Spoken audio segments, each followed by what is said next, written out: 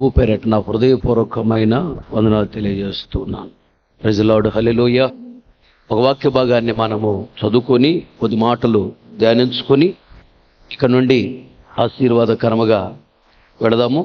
యోహాను సువార్త 14వ అధ్యాయము 6వ వచనము చదవగలిగిన వారు చదివి సహాయం చేయవలసిందిగా ప్రేమతో మనం చేస్తున్నాం. నేనే మార్గమును సత్యమును జీవమును నా ద్వారానే తప్ప ఎవడును తండ్రి యొద్దకు రాడు. మీరు నన్ను ఎరిగియుంటే. చాలు. తలలో పైకెత్తి నా వైపు చూస్తూ జాగ్రత్తగా నా మాటలు మీరు గమనించాలి. ఈ వాక్య భాగాన్ని గమనించినట్లయితే వాక్య భాగంలో నేనే మార్గము, నేనే సత్యము, నేనే జీవము, నా ద్వారా తప్ప ఎవడును తండ్రి యొద్దకు రాడు అని స్వయముగా యేసయ్య చెప్పాడు. కొందరు ఏమంటారంటే పరలోక రాజ్యానికి వెళ్ళటానికి నేనే మార్గము, నేనే సత్యము, నేనే జీవము, నన్ను నమ్ముకోకపోతే తండ్రి యొద్దకి అనగా దేవుని రాజ్యములో ప్రవేశించలేరు అని యేసు ప్రభు చెప్పాడు కదా. మరి యేసు ప్రభు కంటే ముందు చనిపోయిన వాళ్ళు ఉన్నారు కదా, అప్పుడు యేసు ప్రభు అంటే తెలియదు కదా, మరి వాళ్ళు ఎక్కడికి వెళ్ళారు అని కొందరు అడుగుతూ ఉంటారు. వాళ్ళకి పాపం ఏం తెలియదు. పరలోక రాజ్యము 4 భాగాలుగా ఉంటుంది. ఒకటి నూతన సియోను, తండ్రి అయిన దేవుడు యేసయ్య పరిశుద్ధాత్మ దేవుడు వివాహం చేసుకోకుండా సమర్పించుకున్న సేవకులు సియోన్లో ఉంటారు. నూతన యెరూషలేము, పరిశుద్ధాత్మను పొందుకొని సేవ చేసిన సేవకులు, పరిశుద్ధాత్మను పొందుకొని భక్తిగా జీవించిన విశ్వాసులు నూతన యెరూషలేములో ఉంటారు. మూడోది నూతన ఆకాశం. నూతన ఆకాశములో ఎవరుంటారంటే దేవుని కొరకు హతసాక్షులయ్యారే, హతసాక్షులు నూతన ఆకాశములో ఉంటారు. మూడోది నూతన భూమి. ఈ నూతన భూమిలో ఎవరుంటారంటే యేసు ప్రభు భూలోకానికి రాకమునిపే చనిపోయారు. యేసు ప్రభు దేవుడని వాళ్ళకి తెలియదు, యెహోవా దేవుడని నమ్మారు, బాప్తిస్వం తీసుకోవాలా. అంటే యేసు ప్రభు భూమి మీదకి వచ్చిన తర్వాతనే కదా బాప్తిస్వం ప్రారంభమైంది. అంతకుముందు బాప్తిస్తాలు లేవు కదా. తండ్రి అనే దేవుడు నమ్ముకున్నారు. వాళ్ళు యేసు రక్తము చేత కడగబడలేదు, పరిపూర్ణతకి ఎదగలేదు. కానీ వాళ్ళు తండ్రి అనే దేవుడిని నమ్ముకున్నారు. యేసు ప్రభు అంటే వాళ్ళకి తెలియదు. యేసు ప్రభు కంటే ముందే చనిపోయారు. వాళ్ళు దేవుని రాజ్యంలో ఉంటారు, కానీ వాళ్ళు నూతన భూమిలో ఉంటారు. నూతన భూమి అనగా ఇది సియోన్ అయితే మీరు కూర్చుంది నూతన యెరూషలేము. ఆ బయట పోర్టుకో బల్లన్నదే అది నూతన ఆకాశం. నూతన భూమి అంటే రూములు ముందు ఉన్నటువంటి ఆవరణం అందే అది నూతన భూమి. నూతన యెరూషలేములో ఉన్న మీరు తండ్రికి మీరు దగ్గరగా ఉంటారు. నూతన ఆకాశంలో ఉన్నవాడు తండ్రికి దూరంగా ఉంటారు. నూతన భూమి అంటే ఇంకా దూరంగా ఉంటారు తండ్రికి. కనుక నిజమైన పరలోక రాజ్యం అంటే ఏంటంటే సియోను యెరూషలేము అంటే దగ్గరగా ఉంటారు తండ్రికి. మహిమ ఎక్కువ ఉంటుంది. నూతన ఆకాశంలో ఉన్న వాళ్ళకి తగ్గుతుంది మహిమ. ఇక నూతన భూమిలో లార్లో ఉన్న వాళ్ళకి ఇంకా మహిమ తగ్గుతుంది. అందుకని యోహాను సువార్త 3వ అధ్యాయం నికోదేము వచ్చి అడుగుతాడు, అయ్యా ఒక వ్యక్తి పరలోక రాజ్యంలో ప్రవేశించాలంటే ఏం చేయాలని? యేసయ్య అంటాడు, ఒకడు క్రొత్తగా జన్మిస్తేనే తప్ప అతను పరలోక రాజ్యాన్ని చూడలేడు అన్నాడు. క్రొత్తగా జన్మించడం అంటే మరలా తల్లి గర్భంలోకి వెళ్ళి జన్మించాలని అడుగుతాడు నికోదేము. అప్పుడు యేసయ్య అంటాడు, ఒకడు నీటి మూలముగా జన్మిస్తేనే తప్ప అతడు దేవుని రాజ్యాన్ని చూడలేడు అంటాడు. నీటి మూలంగా జన్మించడం అంటే బాప్తిస్వం తీసుకున్నవాడు. పాత నిబంధన కాలములో యేసు ప్రభు తెలియని వాళ్ళు ఉన్నారే, వాళ్ళు నూతన భూమిలోకి వస్తారు. అలాగే బాప్తిసం తీసుకున్నారు, పరిశుద్ధాత్మను పొందల, వీళ్ళు కూడా నూతన భూమిలోనే ఉంటారు. వీళ్ళ మీద వెలుగు తక్కువ ఉండిద్ది. అందుకని నీటి మూలముగా ఒకడు కొత్తగా జన్మిస్తే అంటే నీటి మూలముగా అన్నాడు. అనగా బాప్తిసం తీసుకున్న వాళ్ళు నూతన భూమిలో ఉంటారు. తండ్రికి యేసయ్యకి దూరముగా ఉంటారు. మహిమ అక్కడ తక్కువ ఉండిద్ది. దూరంగా ఉండి వాళ్ళు చూస్తారే కానీ లోపలికి రాలేరు, లోపల ఉండలేరు. యెరూషలేములో ఉండలేరు, సీయోనులో ఉండలేరు, దూరంగా ఉంటారు. బాప్తిసం తీసుకున్నారు, పరిశుద్ధాత్మను పొందలేదు, పరిపూర్ణతకి ఎదగలేదు, నరకంలో ఉండరు, దేవుని రాజ్యంలో ఉంటారు, కానీ దూరముగా నూతన భూమిలో ఉంటారు. యేసు ప్రభు కంటే ముందు చనిపోయిన దావీదు, అబ్రహాము, ఇస్సాకు, యాకోబు, అలాగే మోషే, యేసు ప్రభు కంటే ముందు భక్తి చేసి చనిపోయిన వాళ్ళందరూ నూతన భూమిలో ఉంటారు. యేసు ప్రభు దేవుడు అని తెలుసు, బాప్తిసం తీసుకున్నారు, పరిశుద్ధాత్మను పొందల, వీళ్ళు కూడా నూతన భూమిలో ఉంటారు.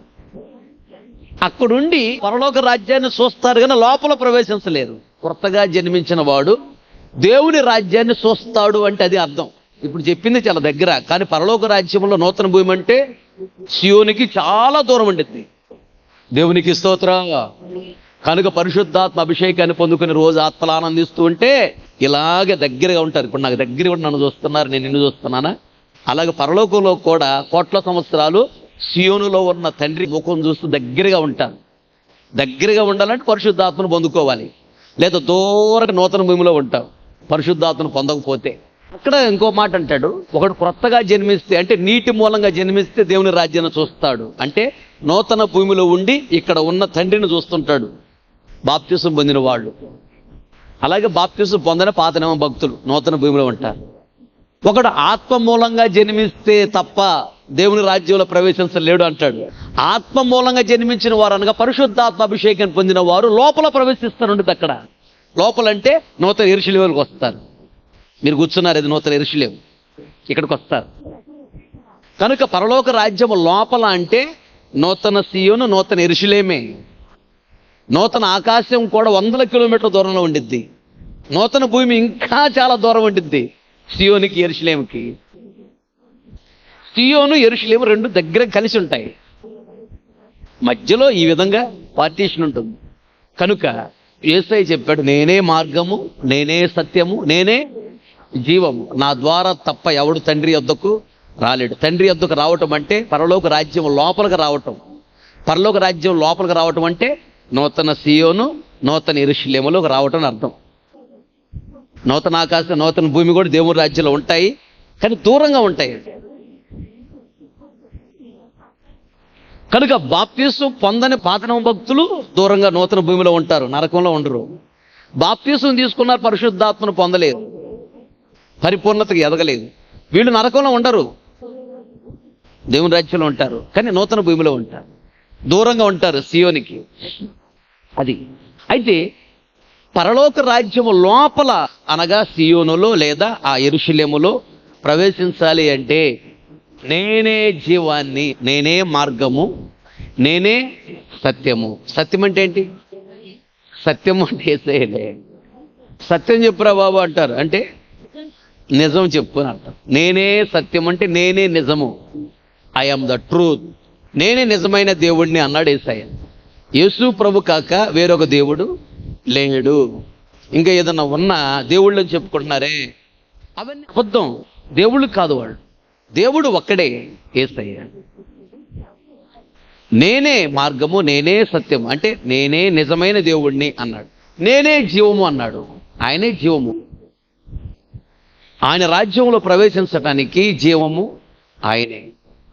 ఇప్పుడు మనలోకి జీవ ఆత్మను పంపాడు కనుక మనల్ని జీవిస్తూ ఉన్నాం. ఇక్కడ జీవించటానికే మనలో ఉన్న జీవాత్మ ఉపయోగపడుతుందే కానీ పరలోక రాజ్యంలో జీవించటానికి మనలో ఉన్న జీవాత్మ పనికిరాదు. మనలో ఉన్న జీవ ఆత్మ ఎదగాలి. జీవాత్మ ఎదిగి సమృద్ధి జీవాన్ని పొందుకోవాలి. అప్పుడు మనలో ఉన్న జీవాత్మ పరలోక రాజ్యానికి వెళ్ళి కోట్ల సంవత్సరాల పరలోక రాజ్యంలో బ్రతకగలదు. మనలో ఉన్న జీవాత్మ పరలోక రాజ్యానికి వెళ్ళి నిత్య జీవములో కోట్ల సంవత్సరాలు బ్రతకాలంటే మనలో ఉన్న జీవాత్మ ఎదిగి సమృద్ధి జీవాన్ని పొందుకోవాలి.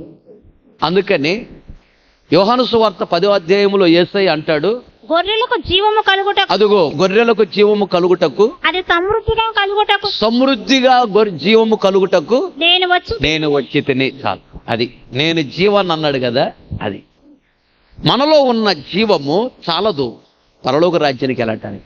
మనలో ఉన్న జీవము ఎదగాలి. అందుకని సమృద్ధి జీవంలోకి ఎదగాలి. సమృద్ధి జీవాన్ని ఇవ్వటానికి యేసయ్య భూలోకానికి వచ్చాడు. గొర్రెలు అనగా విశ్వాసులు మనము. సమృద్ధి జీవంలోకి మనము ఎదగాలి అంటే ఒకటి, జీవవాక్యాన్ని ధ్యానించాలి, జీవవాక్యానుసారంగా బ్రతకాలి. రెండోది, పైనుండి వచ్చిన జీవాహారం నేనే అన్నాడు. అంటే ప్రభు రక్త మాంసాలలో పాలు పంపులు పొందాలి. మూడోది, జీవజలము అనే పరిశుద్ధాత్మ అభిషేకాన్ని పొందుకొని ఆత్మలు ఆనందించాలి. అప్పుడు పరలోక రాజ్యంలో ప్రవేశించగలము. సమృద్ధి జీవాన్ని ఇవ్వటానికి యేసయ్య ఈ లోకానికి వచ్చాడు. వచ్చినటువంటి ఆయన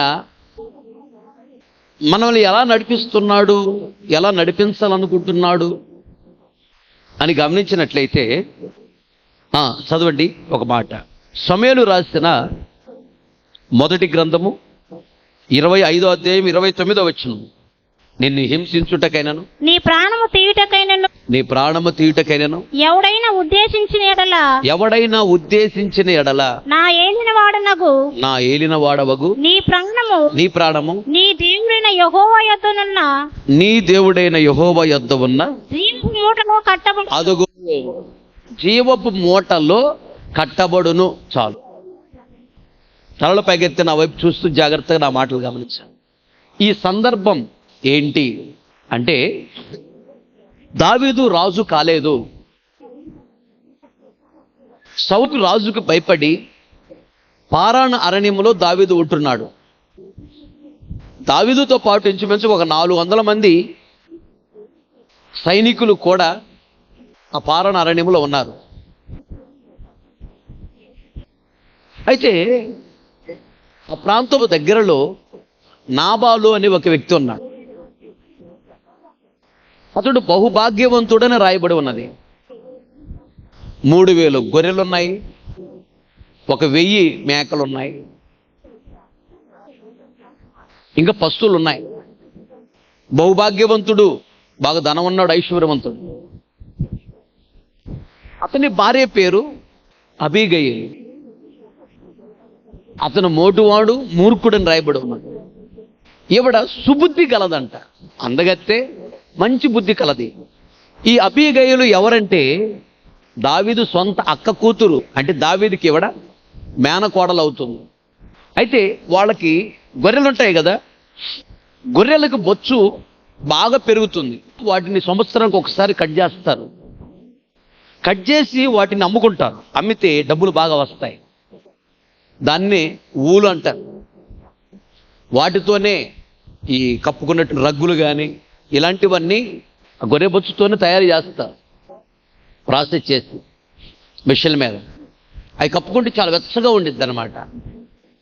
చల్లని ప్రదేశంలో ఉన్నవాళ్ళు బాగా వాడతారు. వాటి గొర్రె బొచ్చు కత్తిరించి అమ్ముతారు. అమ్మినప్పుడు డబ్బులు బాగా వస్తాయి వాళ్ళకి.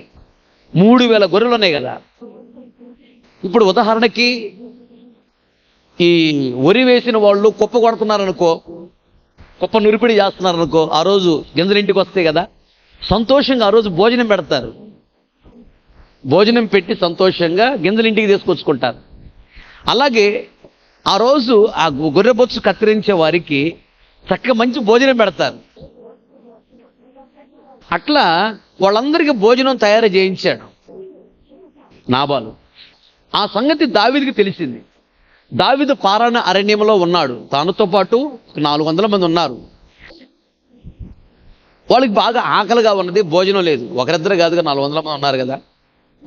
అయితే దావీదుతో పాటు ఉన్న అనుచరులు 400 మంది ఉన్నారు పారాను అరణ్యంలో. వాళ్ళు పారాను అరణ్యంలో ఉన్నప్పుడు నాబాలు గొర్రెలు మేకలు పారాను అరణ్యంలోనే మేస్తా ఉన్నాయి. రాత్రింబలు అక్కడే ఉంటాయి. అయితే దావీదు యొక్క అనుచరులు ఇప్పుడు ఆ ప్రాంతంలో తిరుగుతూ ఉన్నారు కాబట్టి నాబాలు యొక్క గొర్రెలు కాపాడబడ్డాయి. అందుకని దావీదు అంటాడు, పారాని అరణ్యములో మన వలన వాళ్ళ గొర్రె మేకలు కాపాడబడ్డాయి కదా, ఒక్క పూట భోజనం పెడతాడేమో అడిగిరండి అని దావీదు పారాని అరణ్యములో ఉండి కర్మేలులో ఉన్నటువంటి నాబాలు దగ్గరికి ఒక 10 మంది మనుషులను పంపించాడు. ఈ 10 మంది వెళ్ళి నాబాలుతో చెప్పారు, ఎవండి నాబాలు గారు, పారాని అరణ్యములో మీ గొర్రె మేకలు మేస్తున్నప్పుడు దావీదు మేమందరం అక్కడే ఉన్నాం, అక్కడే రాత్రింబౌలు తిరుగుతున్నాం కాబట్టి మీ గొర్రె మేకలు కాపాడబడ్డాయి. ఒకటి. రెండోది, మేము మీ గొర్రెలను కానీ మేకలను కానీ దొంగతనం చేయలేదు, మీ పని వాళ్ళని ఎవరిని మేము కొట్టలేదు, ఇబ్బంది పెట్టలేదు, ఇబ్బంది పెట్టి మీ గొర్రె మేకలను తీసుకోవటం అలాంటివి మేము చేయలేదు, మీ మందలకి మేమే సహకారంగా ఉన్నాము, సపోర్ట్గా ఉన్నాము, ఇంత మేలు చేసాం కదా, ఒక్క పూట భోజనం అడిగి రమ్మని దావీదు పంపించాడు అని దావీదు పంపించిన 10 మంది మనుషులు నాబాలు దగ్గరికి వెళ్ళి చెప్పారు. నాబాలు ఎవరు? మోటువాడు, మూర్ఖుడు. వెంటనే సీరియస్గా లేచి, ఏయ్ దావీదు ఎవడురా, వాడెవడు భోజనం పెట్టమని పంపిస్తే నేను భోజనం పెట్టాలా, నేను కష్టపడి సంపాదించుకున్న భోజనం వాడికి పెట్టాలా, వాడితో పాటు ఉన్న వాళ్ళు పెట్టాలా, ముందు బయట పోయి మాట్లాడండి, కొన్ని బయటకే అని మాట్లాడు. అలా మాట్లాడినప్పుడు వాళ్ళు సరే అని చెప్పి వెళ్ళిపోయారు. అలా నాబాలు దావీదు పంపించిన మనుషులతో మాట్లాడుతూ ఉన్నప్పుడు అక్కడ గొర్రెల కాపర్లు ఉన్నారు. వాళ్ళు పరుగు పరుగున అబీగైలు దగ్గరికి వెళ్ళి అబీగైలు చెప్పారు, అమ్మా మేము పారాని అరణ్యంలో గొర్రెలు కాసుకునేటప్పుడు దావీదు అనుచరులు ఆ ప్రాంతంలో తిరుగుతున్నారు కాబట్టి మన గొర్రె మేకలు కాపాడబడ్డాయి, వాళ్ళు మనకెంతో సహాయం చేశారు, ఏ రోజు వాళ్ళు మమ్మల్ని ఇబ్బంది పెట్టలేదు, మన గొర్రె మేకలను దొంగతనం తీసుకోలేదు, పని వాళ్ళమైన మమ్మల్ని ఎప్పుడు కొట్టలేదు, వాళ్ళు మాకు చాలా సహకారంగా ఉన్నారు, ఒక పూట భోజనం పెట్టమని దావీదు పంపించాడమ్మా. పంపిస్తే నీ భర్త నాబాలు గారు ఏం మాట్లాడాడు తెలుసా, ఇలా అన్నాడమ్మా, పెట్టకపోతే పెట్టబోయాడు భోజనం, నాకు కుదరదులయ్యా, మాకు సరిపోదులయ్యా, తక్కువ చేసుకున్నాము అని ఏదో మాట చెప్తే సరిపోయేది, అలా కాకుండా దావీదుని తిట్టి పంపించాడు. దావీదు మామూలుడు కాదు. ఇప్పటికే దావీదు తన దగ్గర ఉన్న మనుషులను తీసుకొని కత్తులు తీసుకొని బయలుదేరి ఉంటాడు. వచ్చాడంటే నీ భర్తను చంపేస్తాడు, నీ ఇంట్లో ఉన్న మగపిల్లలందరూ చంపేస్తాడు, పని వాళ్ళందరూ చంపేస్తాడు. దావీదు మామూలుడు కాదు, దావీదు వస్తా ఉంటాడు అని గొర్రెల కాపరి వచ్చి నాబాలు భార్య అబీగైలుతో చెప్పాడు. అబీగైలుకి దడ పుట్టింది, వామ్మో అని. పుట్టి వెంటనే ఆ వండిన భోజనము త్వరగా ప్యాక్ చేయించి కొందరు పనులను తీసుకో దావీదుకి ఎదురుకి వెళ్ళిపోయింది. దావీదు చూడగానే గాడి మీద దిగి దావీదు కాళ్ళ మీద పడి శాస్త్ర నమస్కారం చేసి, దావీదు ఈ తప్పు నా భర్తదని అనుకోవద్దు, నాదే అనుకో, నన్ను క్షమించు అని చెప్పి బ్రతిమలాడుకుంది. నీకు భోజనం ఏది కావాల్సింది, నీకు నీ మనుషులందరికీ నేను భోజనం తెచ్చాను, భోజనం తీసుకుని వెళ్ళండి, దయచేసి నా భర్తను ఏం చేయొద్దు, మా పని వాళ్ళని ఏం చేయొద్దు దయచేసి అని బ్రతిమలాడుకుంది కాళ్ళమే పడి. అప్పుడు అబీగయలు దావీదుతో అన్న మాటలు ఏమంటుంది చదువు మళ్ళీ. నిన్ను హింసించుటకైనను నీ ప్రాణము తీయుటకైనను ఎవడైనా ఉద్దేశించిన ఎడల నా ఏలిన వాడవగు నీ ప్రాణము నీ దేవుడైన యెహోవా యొద్దను అదుగో నీ దేవుడైన యెహోవా యొద్దనున్న జీవపు మూటలో కట్టబడును. చాలు. యేసయ్య ఎందుకు వచ్చాడు భూలోకానికి? సమృద్ధి జీవాన్ని ఇవ్వటానికి వచ్చాడు. ఇప్పుడు ఆయన చేసే పని ఏంటంటే అబీగైలు ద్వారా పరిశుద్ధాత్మ దేవుడు మాట్లాడుతున్నాడు. దావీదు, నీకెవరన్నా హాని చేయాలన్నా, నీ ప్రాణానికి ఎవరన్నా కీడు చేయాలన్నా చేయలేరు. ఎందుకంటే దేవుడు నీ ప్రాణమును దేవుని రాజ్యములో జీవపు మూటలో భద్రపరిచాడు. దేవునికి స్తోత్రం, హల్లెలూయా. ఇక్కడ జీవపు మూట అనగా మూటని కాదు. జీవపు మూట అంటే అర్థం ఏంటంటే భూలోకములో పుట్టి జీవములో బాగా ఎదిగి సమృద్ధి జీవాన్ని పొందుకొని దేవుని రాజ్యానికి వెళ్ళి పరదైసులో ఉన్నారే భక్తి గలవారు, వారినే జీవపు మూట అంటారు. దేవునికి స్తోత్రం, హల్లెలూయా. కనుక దేవుని రాజ్యానికి వెళ్ళి దేవుని రాజ్యములో ఉన్నారే, సమృద్ధి జీవములోకి ఎదిగి నిత్య జీవములో ప్రవేశించారే, వాళ్లతో పాటు దావీదు నీ ప్రాణము లేదా నీ ఆత్మ కూడా దేవుని రాజ్యములో చేర్చుకుంటాడు అని అన్నది.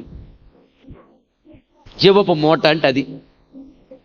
అలాగే ఆయన భూలోకానికి వచ్చింది ఎందుకంటే జీవాన్ని ఇచ్చి నీ జీవాన్ని సమృద్ధి జీవముగా మార్చి తీసుకొని వెళ్ళి పరలోక రాజ్యములో లేదా పరదైసులో ఆయన భక్తి గలవారు ఉన్నారే. అబ్రహాం ఉన్నాడు, ఇస్సాకు ఉన్నాడు, యాకోబు ఉన్నాడు, మోషే ఉన్నాడు, అపోస్తలుడు పౌలు గారు ఉన్నాడు, పేతురు ఉన్నాడు, శిష్యులందరూ భక్తి గలవారు ఉన్నారు కదా. సమృద్ధి జీవాన్ని పొందుకొని అక్కడికి వెళ్ళి ఉన్నారు కదా. కొత్త నిబంధన భక్తులు కూడా ఉన్నారు కదా. మన జీవాన్ని సమృద్ధి జీవముగా మార్చి అక్కడ జీవపు మూట అంటే సమృద్ధి జీవంలోకి ఎదిగిన భక్తి గలవారు పరలోక రాజ్యంలో ఉన్నారు కదా. వాళ్లతో పాటు మనములో కూడా అక్కడ భద్రపరచాలని ఆశపడుతున్నాడు. దేవునికి స్తోత్రం. చెప్పాలి గట్టిగా హల్లెలూయా. ఆ తర్వాత కొన్ని మాటలు అందు చూడబడ 6వ అధ్యాయం 28వ వచనం కూడా చూడు. నీ దాసురాలనైనా నీ దాసురాలనైనా నా తప్పు క్షమించుము, నా తప్పు క్షమించుము, నా ఏలిన వాడవకు నీవు, నా ఏలిన వాడవగు నీవు యెహోవా యెహోవా యుద్ధం చేయుచున్నావు. అదుగో నా ఏలిన వాడవగు నీవు యెహోవా యుద్ధములు చేయుచున్నావు కనుక కనుక నా ఏలిన వాడవకు నీకు, నా ఏలిన వాడవగు నీకు ఆయన శాశ్వతమైన సంతతినిచ్చును, ఆయన శాశ్వతమైన సంతతిని ఇచ్చును. నీవు బ్రతుకు దినములన్నింటిను నీ బ్రతుకు దినములన్నిటను నీకు అపాయము కలగకుండా నీకు అపాయము కలగకుండును. ఆ తర్వాత నిన్ను హింసించుటకైనను నిన్ను హింసించుటకైనను నీ ప్రాణము తీయుటకైనను నీ ప్రాణము తీయుటకైనను ఎవడైనా ఉద్దేశించిన ఎడల ఎవడైనా ఉద్దేశించిన ఎడల నా ఏలిన వాడనగు నా ఏలిన వాడవగు నీ ప్రాణము నీ ప్రాణము దేవుడైన యెహోవా యొద్దనున్న దేవుడైన యెహోవా యొద్దనున్న జీవపు మూటలో కట్టబడి జీవపు మూటలో కట్టబడును. చాలు. చలల పైకెత్తిన వైపు చూస్తూ నా మాటలు గమనించాడు. జీవమునిచ్చుటకు వచ్చాడు, నీలో సమృద్ధి జీవాన్ని పెంచుతాడు, తీసుకెళ్లి పరలోక రాజ్యములో జీవపు మూటలో భద్రపరుస్తాడు. అంటే ఆడ భక్తి గలవారు ఉన్నారే పరదేశులో, ఆ పరదేశులో మనంలో కూడా చేరుస్తాడు. అది జీవపు మూట. దానికంటే ముందుగా అబీగయిలు పరిశుద్ధాత్మ ప్రేరణతో దావీదు గురించి మాట్లాడిన మాటలు 28వ వచనంలో మళ్ళీ చదువు, జాగ్రత్తగా గమనించండి. నీ దాసురాలైన నా నా తప్పు క్షమించుము, ఆ, నా ఏలిన వాడవగు ఆ, నీవు ఆ, యెహోవా ఆ. యుద్ధం చేయించున్నావు కనుక నీవు యెహోవా యుద్ధములు చేయుచున్నావు. చాలు. జీవమునివ్వటానికి వచ్చాడు, మనలో జీవాన్ని సమృద్ధి జీవగా మార్చడానికే వచ్చాడు. మార్చిన తర్వాత తీసుకెళ్లి జీవపు మూటలో దాచిపెడతాడు పరలోక రాజ్యంలో. అలా చెయ్యాలంటే భూలోకములో మనము యెహోవా యుద్ధములు చేయాలి. చెప్పాలందరూ ఏం చేయాలి? యెహోవా యుద్ధములు చేయాలి అనగా దేవుని పక్షమున మనము సాతానుతో యుద్ధము చేయాలి. అనగా దేవుని మందిరము కొరకు, దేవుని మందిర క్షేమము కొరకు, దేవుని సేవకుల క్షేమము కొరకు, దేవుని సంఘ క్షేమము కొరకు, దేవుని రాజ్య క్షేమము కొరకు, దేవుని రాజ్య విస్తరణ కొరకు కష్టపడాలి. ఎప్పుడు నీ కుటుంబం కోసం, నీ కోసమే కాదు, దేవుని సంఘము కొరకు నువ్వు కష్టపడాలి.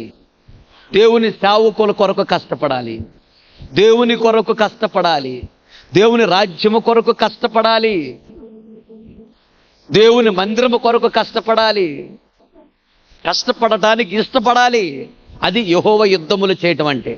నువ్వు దేవుని కొరకు, దేవుని సంఘము కొరకు, దేవుని మందిరము కొరకు, దేవుని సేవకుల కొరకు, దేవుని సంఘ విస్తరణ కొరకు కష్టపడుతూ ఉన్నప్పుడు, లేదా సంఘము కొరకు, సేవకుల కొరకు నువ్వు ప్రార్థన చేస్తున్నప్పుడు ఏం జరుగుతుందో తెలుసా?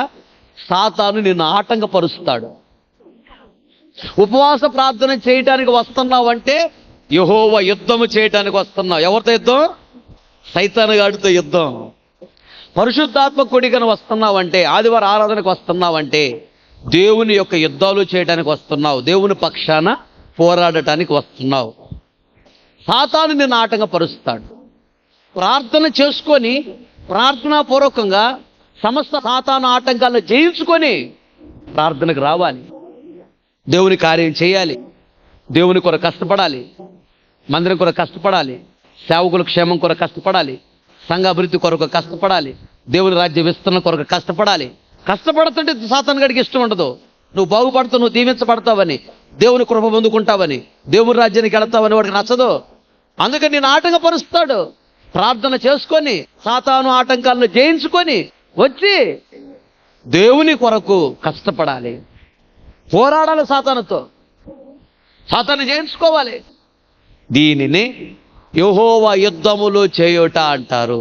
ఇలా ఎప్పుడైతే నువ్వు చేస్తావో, చేయటానికి ఇష్టపడతావో, దేవుడు నీలో ఉన్న జీవాన్ని సమృద్ధి జీవముగా మార్చి నిన్ను తీసుకెళ్ళి పరలోక రాజ్యములో జీవపు మూటలో, అనగా భక్తి గలవారు ఉన్నారే వాళ్ళతో పాటు చేరుస్తాడు.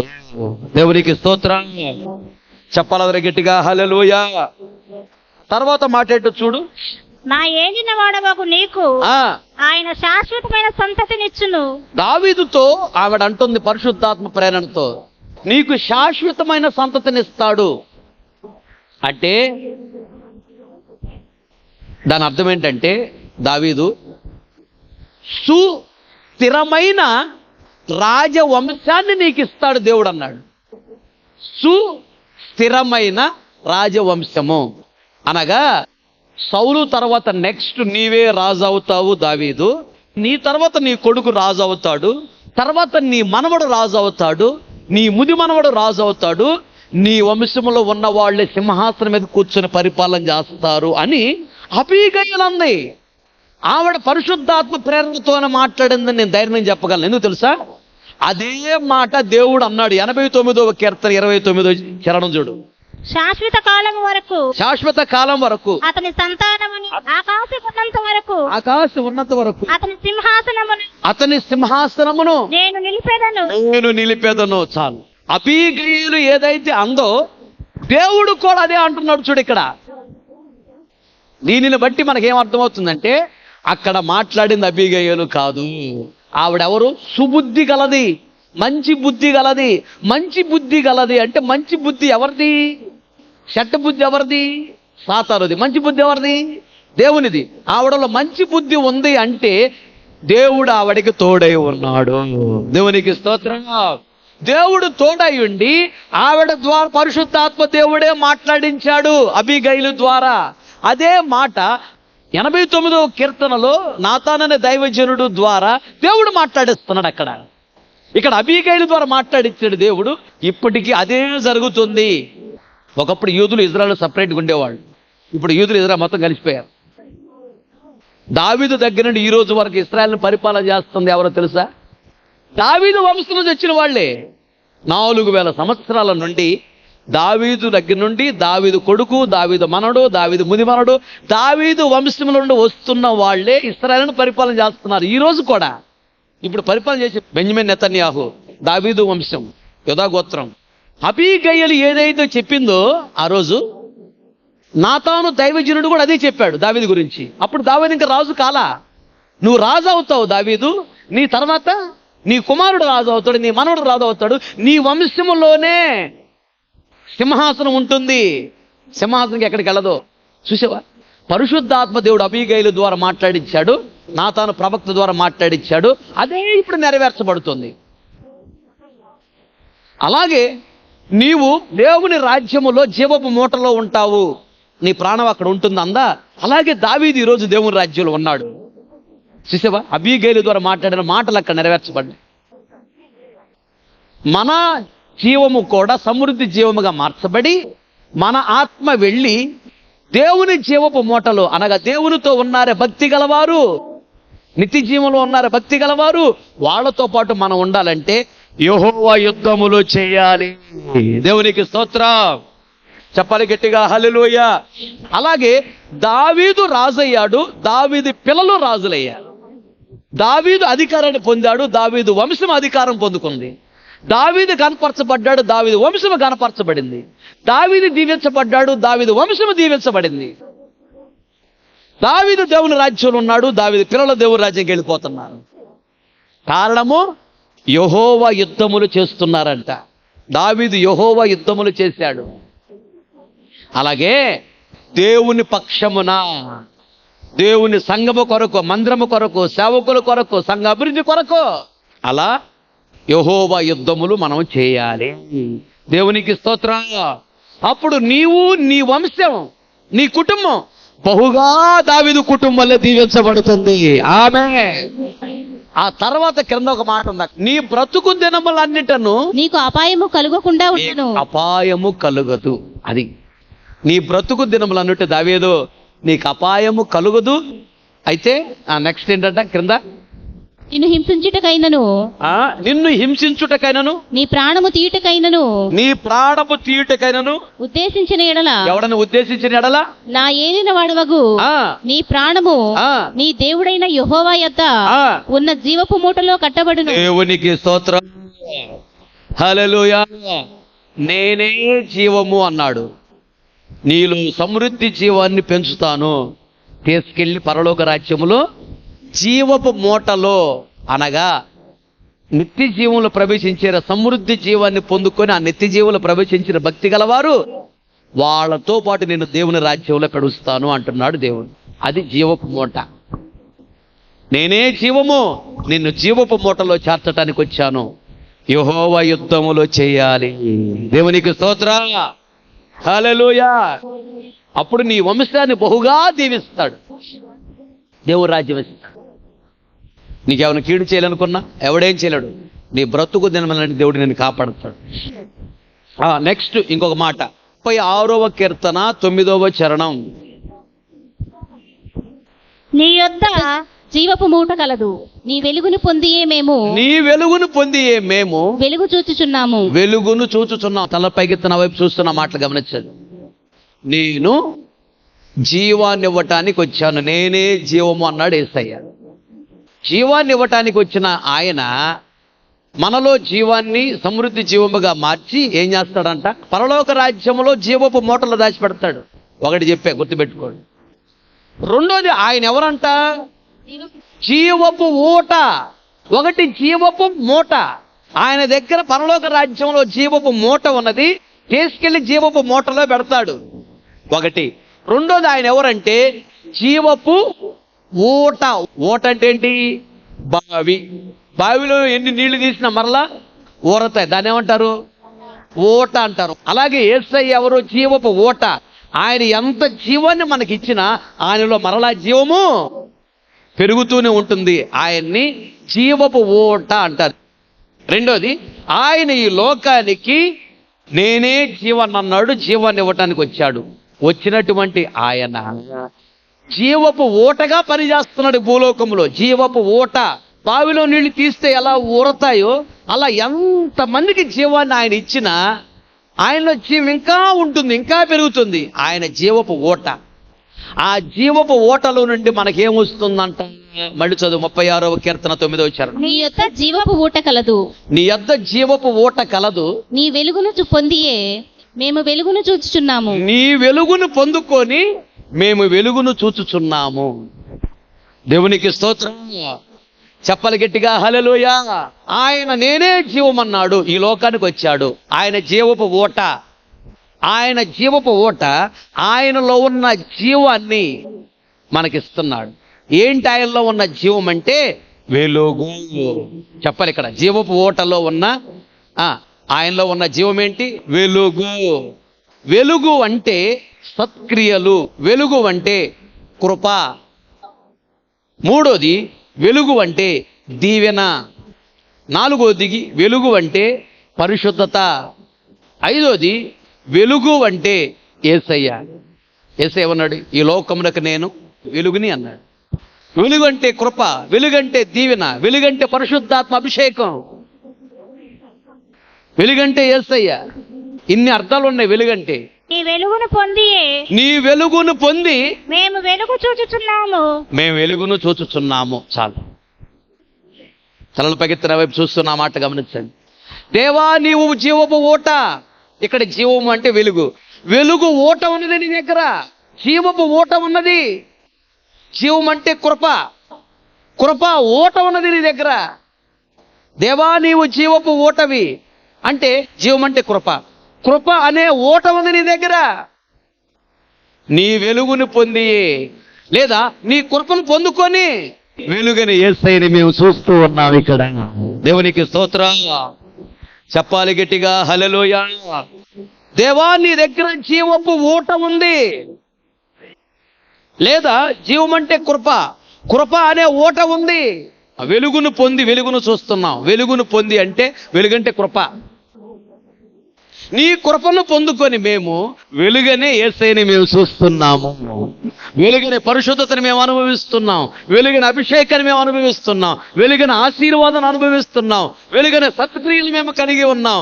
వెలుగనే పరిశుద్ధతను అనుభవిస్తున్నాం. వెలుగనే దీవెనలు అనుభవిస్తున్నాము. దేవునికి స్తోత్రం.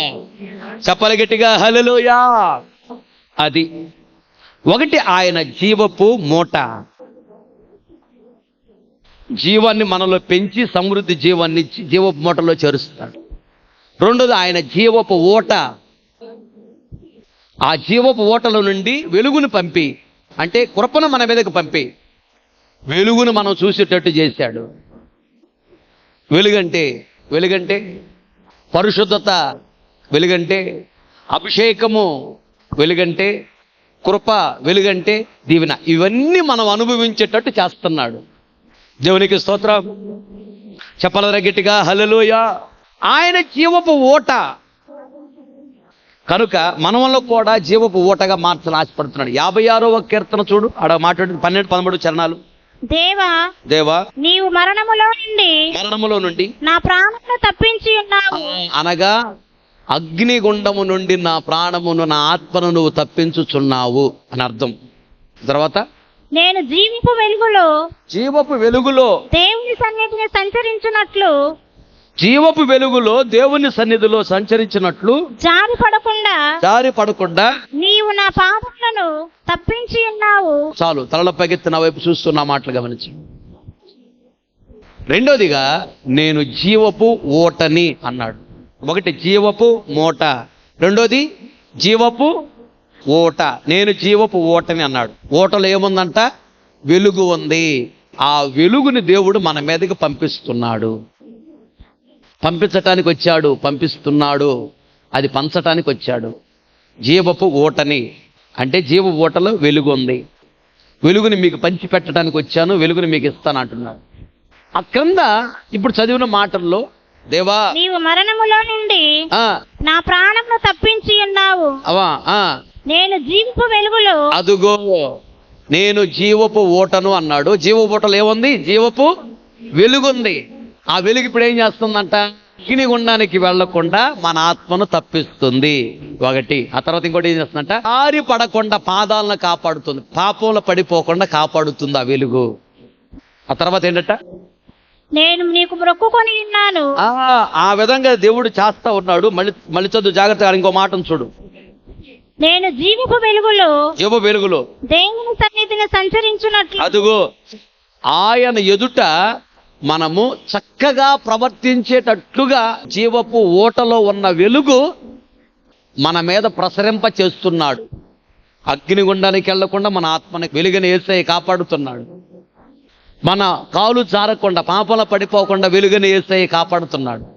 ఆయన ఎదుట మనము చక్కగా ప్రవర్తించున్నట్లుగా, మంచి సాక్ష్యము కలిగి బ్రతికేటట్లుగా జీవపు వెలుగు అనే యేసయ్య చేస్తున్నాడు. అయితే ఇప్పుడు మనం ఏం చేయాలంట? నేను నీకు మొక్కుకొని ఉన్నాను. నేను మీకు మొక్కుకొని ఉన్నాను. నేను నీకు స్తుతి యాగములను అర్పించేదను. నేను నీకు స్తుతి యాగము అర్పించేదను. చాలు. రెండోదిగా, జీవపు ఓటగా ఆయన ఉన్నాడు. ఓటలో ఉన్న వెలుగును పంపిస్తున్నాడు. నరకానికి వెళ్ళకుండా వెలుగుని యేసయ్య కాపాడుతున్నాడు. వెలుగు పాపంలో పడకుండా కాపాడుతుంది. వెలుగనే యేసయ్య మంచి సాక్ష్యం కలిగి బ్రతకటానికి కాపాడుతుంది. వెలుగనే సత్క్రియలను, వెలుగనే పరిశుద్ధతను, వెలుగనే అభిషేకాన్ని, వెలుగనే దీవెనలు మనకు అన్ని ఇస్తున్నాడు. ఆయన జీవపు ఓటలో వెలుగుంది. ఈ వెలుగులో ఉన్న దీవెనలన్నీ మనకిస్తున్నాడు. అయితే నీవు దేవునితో మొక్కుకున్న మొక్కుబళ్ళు చెల్లించాలి. అది గుర్తుపెట్టు. ఆయన జీవపు ఓటగా వచ్చాడు. ఓటలో ఉన్న వెలుగుని మన మీద ప్రసరింపచేసి వెలుగులో దాగి ఉన్న అన్ని దీవెనలు మనకి ఇవ్వాలి అంటే నీవు దేవునితో మొక్కుబడి చేసుకోవాలి. చేసుకున్నావా? దేవుని కోసం బ్రతు. బాప్తిస్తం తీసుకో, బాప్తిస్తానికి సిద్ధపడు, మొక్కుకో. ప్రభువా, నా కొరకు రక్తాన్ని చిందించి ప్రాణాలు పెట్టావు, నాకు నీ పోలికనిచ్చావు, నీ స్వరూపాన్ని ఇచ్చావు.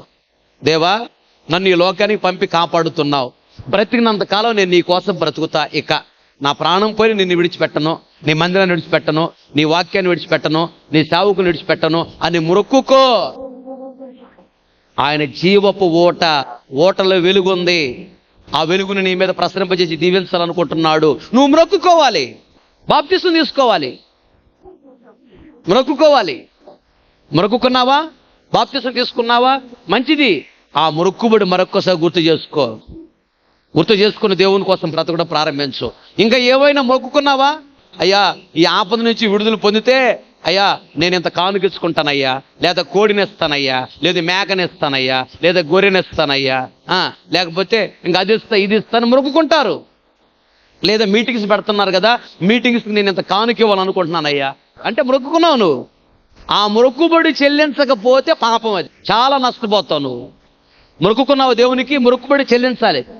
లేకపోతే ఎలాగని నీ దగ్గర నుంచి తీసుకుంటాడు ఆయన, అది పాపమైంది. పాపం వచ్చిన తర్వాత, నష్టం వచ్చిన తర్వాత చెల్లించిన ఉపయోగం ఉంది? ముందే చెల్లిస్తే ఏ తలకి నొప్పి ఉండదు. నువ్వు దేవునికి ఏమైతే మొక్కుకున్నావో అది చెల్లించు. అయ్యా నీ సేవ చేస్తున్నా, మొక్కుకున్నావా, సేవ చెయ్యాలి. అది నువ్వు మొక్కుకున్నావు దేవునికి. మొక్కుబడి చెల్లించకపోతే పాపం, మొక్కుబడి చెల్లించకపోతే పరలోక రాజ్యం లేదు, దీవెన ఉండదు. ఆయన జీవం ఊటగా వచ్చాడు. ఓటలో ఉన్న వెలుగుని నీ మీదకి పంపించాలనుకుంటున్నాడు. నీ జీవితాన్ని వెలిగించాలనుకుంటున్నాడు, వెలుగుమయం చేయాలనుకుంటున్నాడు. నీకోసం బ్రతుకుతాను, మొక్కుకో, బాప్తిసం తీసుకో. సరే, మొక్కుకుని బాప్తిసం తీసుకున్నావా, మొక్కుబడి ప్రకారం దేవుని కోసం బ్రతుకు. ఏమైతే మొక్కుకున్నావు దేవునికి ఇస్తానని, అవన్నీ మొక్కుబడి చెల్లించు. మొక్కుబడి చెల్లించకపోతే ఇది శాపంగా మారింది నీకు, జాగ్రత్త. దేవునికి స్తోత్రం. చెప్పాలి గట్టిగా హల్లెలూయా. శావాన్ని మొక్కుకున్న తర్వాత ప్రాణం పోయినాక శావ విడిచిపెట్టకూడదు. అది దేవునితో మొక్కుకున్నావు, మొక్కుకున్న తర్వాత మొక్కుబడి విడిచిపెట్టావా, అది ఊరైద్ది, పాపమైంది.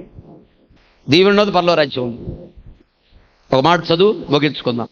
యోహాను సువార్త 6:68 సీమోను పేతురు, ప్రభువా ఎవరి యొద్దకు వెళ్ళుదుము? ఎవరి యొద్దకు మేము వెళ్ళదము? నీవే నిత్య జీవపు మాటలు గలవాడవు. నిత్య జీవపు మాటలు గలవాడవు. తలల పైకెత్తి నా వైపు చూస్తూ నా మాటలు గమనించండి. ఒకటి చెప్పాను, దేవుడు ఈ లోకానికి నేనే జీవాన్ని అని చెప్పాడు. జీవాన్ని ఇవ్వటానికి వచ్చానని చెప్పాడు. వచ్చిన ఆయన అంటున్నాడు, ఒకటి నేను జీవపు మూటను అన్నాడు. జీవపు మూట, నా దగ్గర జీవపు మూట ఉంది, నీలో సమృద్ధి జీవాన్ని పెంచి జీవపు మూటనిస్తా. రెండోది అన్నాడు, నేను జీవపు ఊట, జీవపు ఊటలో వెలుగుంది, ఆ వెలుగుని నీ జీవితం మీద పంపిస్తా. మొక్కుబడి చేసుకో. మొక్కుబడి చేసుకున్నావా, మొక్కుబడి ప్రకారం బ్రతుకు. మూడోది జీవపు మాట. యేసుప్రభు లోకంలో జీవిస్తున్న దినాలలో యేసుప్రభు దగ్గరికి వచ్చారు. వచ్చినప్పుడు యేసయ్య అన్నాడు, నేను పైనుండి వచ్చిన జీవ ఆహారాన్ని, నా శరీరాన్ని తిని నా రక్తము త్రాగువాడే నిత్య జీవము గలవాడు అన్నాడు. అప్పుడు అంటున్నా, అందరూ ముఖమొఖాలు చూసుకున్నారు. ఏంద్రా బాబు మనకి టార్చరు, ఇదేంటి ఆయన శరీరం తినమంటాడు, రక్తం తాగమంటాడు, మన నరపు రాక్షసులమా? వద్దురా బాబు, ఈయనేంట్రా బాబు, ఈయన బోధ ఇలా ఉంది, ఆయన శరీరాన్ని తినమంటాడు, రక్తం తాగమంటాడు అని చాలా మంది వెళ్ళిపోయారంటే వెనక్కి. వాడెవడో పరలోక రాజ్యానికి వెళ్ళాల. అప్పుడు 12 మంది శిష్యులు ఉన్నారు, వాళ్ళతో అంటాడు, మీరు కూడా వెళతారా అన్నాడు యేసయ్య. అప్పుడు పేతురు అంటాడు, ఈ మాట అన్నాడు పేతురు, అయ్యా నిత్య జీవము గల మాటలు నీ యొద్ద ఉండగా నిన్ను విడిచి మేము ఎక్కడికి వెళతామయ్యా అన్నాడు. ఎవరు ఇప్పుడు యేసయ్య? జీవపు మాట, ఆయనలో జీవము గల మాటలు ఉన్నాయి. ఆయన మాట వింటే జీవము పెరుగుతుంది మనలో. జీవపు మాట అనగా వాక్యం.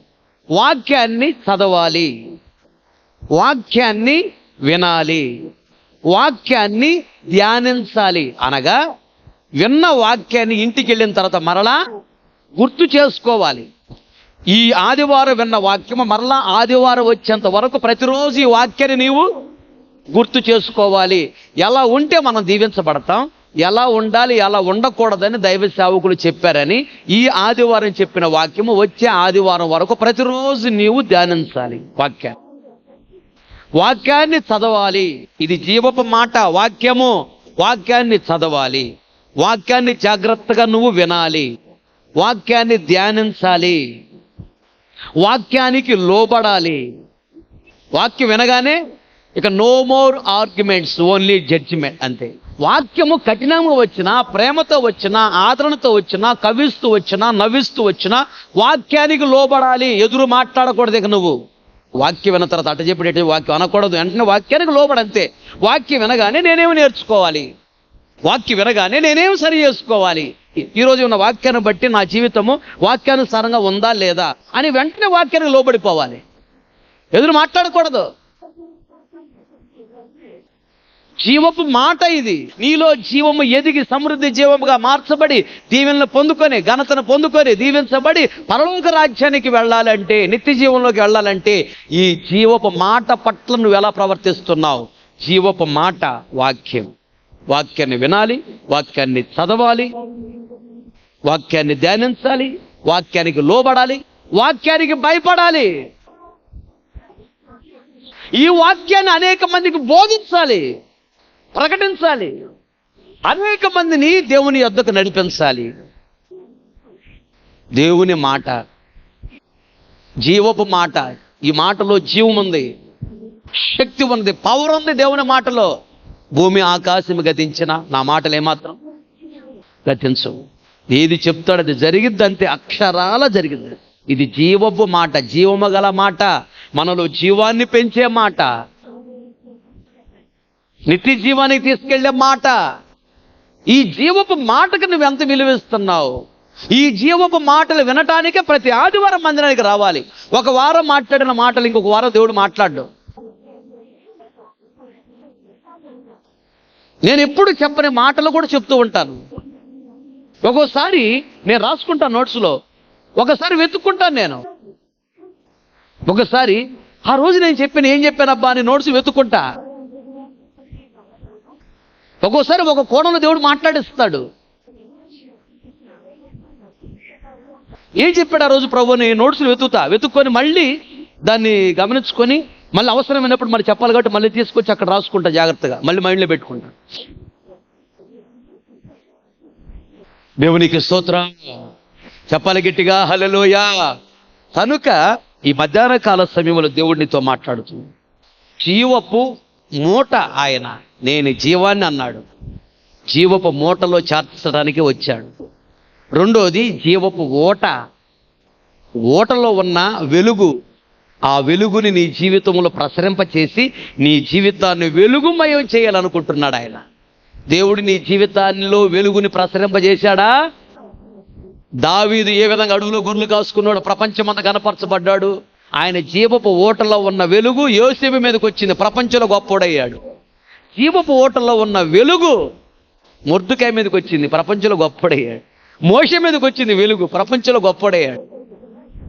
ఆ జీవపు ఓటలో ఉన్న వెలుగు నీ మీదకి పంపించి నిన్ను కూడా దేవుడు గొప్ప వ్యక్తిగా మార్చాలని ఆశపడుతున్నాడు. దేవునితో చేసుకున్న మొక్కుబడిలో నిలబడాలి. ఆమేన్. మూడోది జీవపు మాట. ఈ వాక్యానికి నువ్వు లోబడలే. ఈ మాట, జీవపు గల మాట ఏం చేస్తుందో తెలుసా? 119వ కీర్తన 9వ చరణం చూడు. యవనస్తులు దేని చేతి తమ నడత శుద్ధిపరచుకొని నీ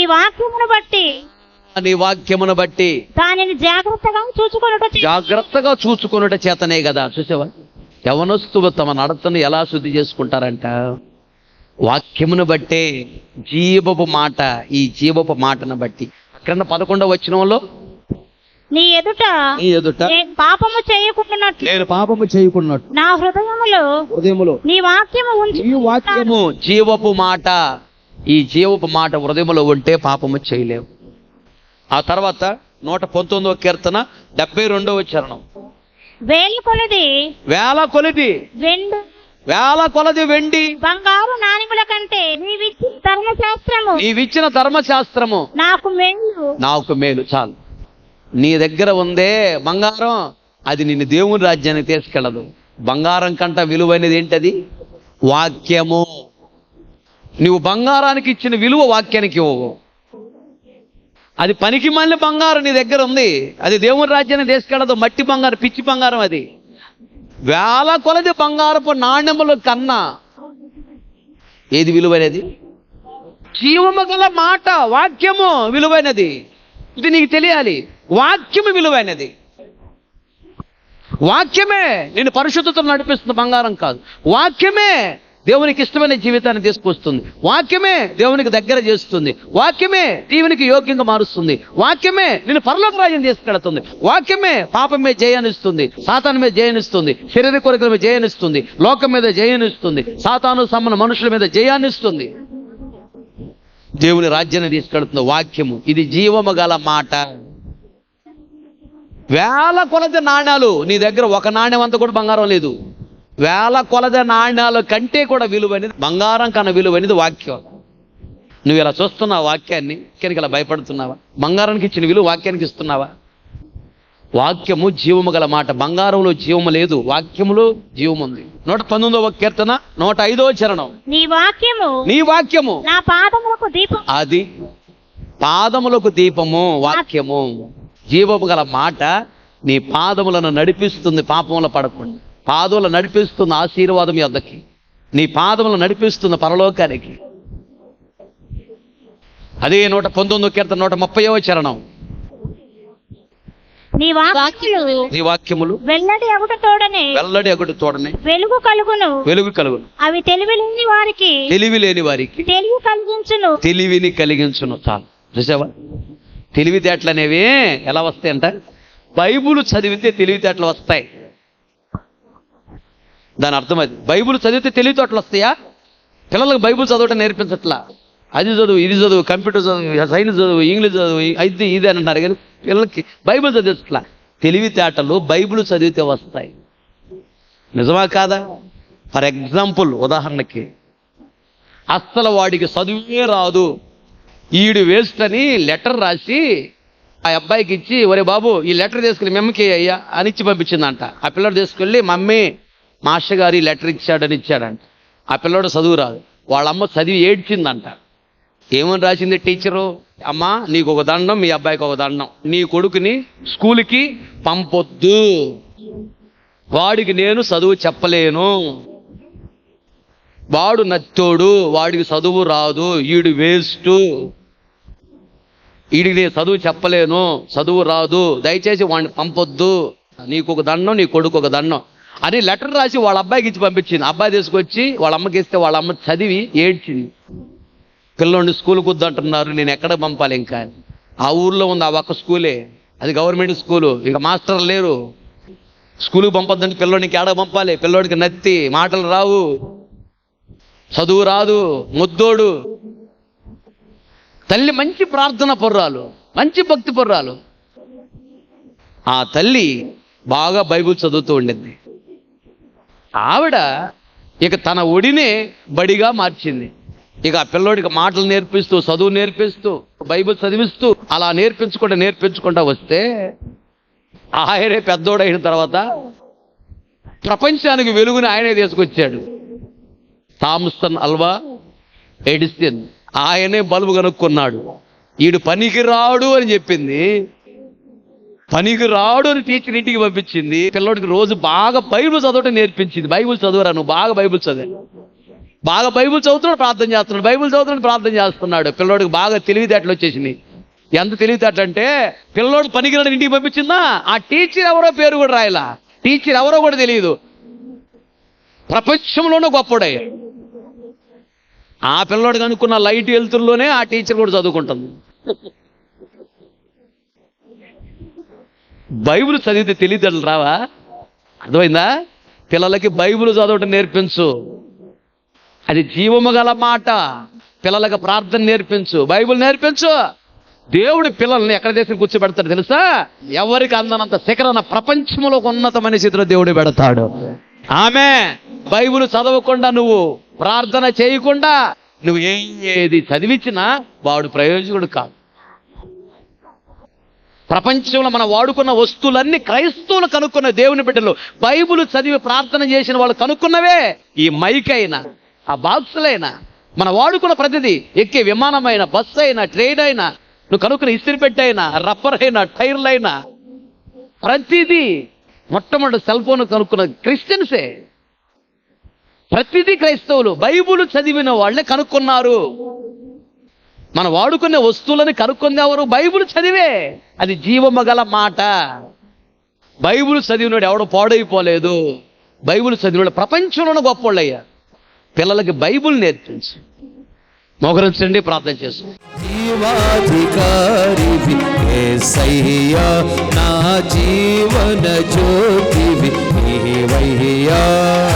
జీవమునిచ్చిన దాతవు, నీలోన దాచావయ్యా. జీవమునిచ్చిన దాతవు, నీలోన జీవము దాచావయ్యా. సమృద్ధి జీవమునిచ్చుటకే నా స్నేహమునే కోరితివి. సమృద్ధి జీవమునిచ్చుటకే నా స్నేహమునే కోరితివి.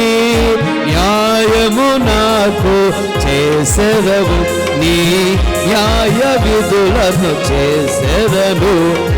జీవాధికారివి యేసయ్యా, నా జీవన జ్యోతివి నీవయ్యా. గట్టిగా చప్పట్లు కొడుతూ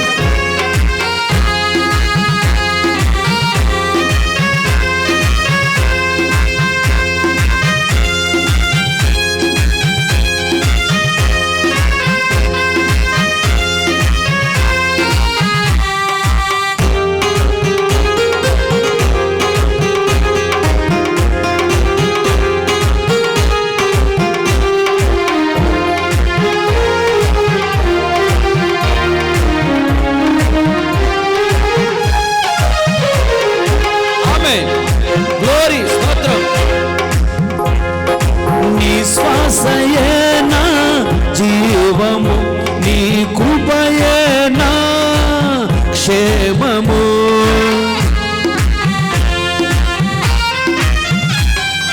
నీ శ్వాసయేనా జీవము, నీ కృపయేనా క్షేమము. నా జీవమే నీ వెలుగునే చూచి వెలుగొందెను. నా జీవమే నీ వెలుగునే చూచి వెలుగొందెను. నీ త్రోవను ఆశింతును, ఆస్వాదింతును, ఆచరించెదను. నీ త్రోవను ఆశింతును, ఆస్వాదింతును, ఆచరించెదను. ఈ మాటను స్వరపరతును, నా స్వరముతో స్తోత్రించెదను. నీ త్రోవను ఆశింతును, ఆస్వాదింతును, ఆచరించెదను. నీ త్రోవను ఆశింతును, ఆస్వాదింతును, ఆచరించెదను. నీ త్రోవను ఆశింతును, నీ త్రోవను ఆశింతును, ఆస్వాదింతును, ఆచరించెదను. నీ త్రోవను ఆశింతును, ఆస్వాదింతును, ఆచరించెదను. నీ సంగమును సహింతును, బాధ్యతతో నేను బ్రతికెదను. నీ సంగమును సహింతును, నీ సంగమును సహింతును, నీ సంగమును సహింతును, బాధ్యతతో నేను బ్రతికెదను. నీ సంగమును సహింతును, బాధ్యతతో నేను బ్రతికెదను. నీ మాటను స్వరపరతును, నా స్వరముతో ఆమేన్. నీ మాటను ఆమేన్. నీ మాటను స్వరపరతుతో నా స్వరముతో స్తోత్రించెదను. నా స్వరముతో స్తోత్రించెదను. నీ స్వరమును ఆమేన్. ఆమేన్ ఆమేన్. నీ మాటను స్వరపరతును, నీ మాటను స్వరపరతును, నీ మాటను స్వరపరతును, నీ మాటను స్వరపరతును, నీ మాటను స్వరపరతును.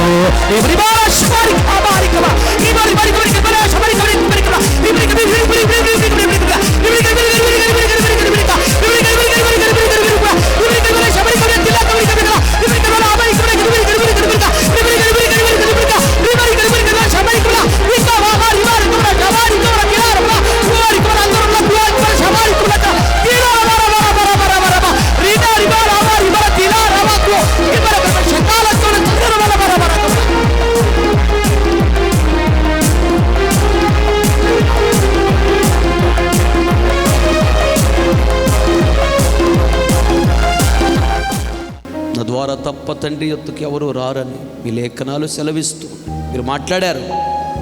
నేనే జీవనన్ను. ఈ లోకానికి మీరు వచ్చారు, మాలో ఉన్న జీవాన్ని సమృద్ధి జీవముగా మార్చి మమ్మల్ని తీసుకుని వెళ్ళి నీ జీవపు మూట అనబడిన నిత్య జీవములో ఉన్న పరిశుద్ధుల సహవాసములు మమ్మల్ని చేర్చాలని, ఆ నిత్య జీవాన్ని నీ పరలోక రాజ్యములో ఉన్న పరిశుద్ధులతో మమ్మల్ని చేర్చాలని, ఆ జీవపు మూటలో మమ్మల్ని చేర్చాలని ఆశపడిన విధానాన్ని బట్టి స్తోత్ర. అయితే దేవా, నీ యుద్ధములు మేము చేయాలని, నీ సంఘము కొరకు, నీ మందిరము కొరకు, నీ సేవకుల క్షేమము కొరకు, సంఘ విస్తరణ కొరకు, సంఘ క్షేమము కొరకు, రాజ్య విస్తరణ కొరకు మేము కష్టపడాలని, సాతానుతో పోరాడాలని, పోరాడి జయించి నీ కార్యాలను మేము చక్కగా నిర్వర్తించాలని మీరు మాకు నేర్పించినందుకు స్తోత్రం. అప్పుడు అలా ఎవరైతే చేస్తారో వాళ్ళు వంశాలు దీవించబడతాయని, అపాయం ఇవ్వకుండా కాపాడబడతారని, వారి జీవము సమృద్ధి జీవముగా మార్చబడి నీ జీవపు మూటలో చేర్చబడుతుందని దేవా మీరు మాకు నేర్పించినందుకు స్తోత్రం. రెండోదిగా నేను జీవపు ఊటను అన్నారు దేవా మీరు. అవును తండ్రి, నీవు జీవపు ఊటవు. ఆ ఊటలో వెలుగున్నది.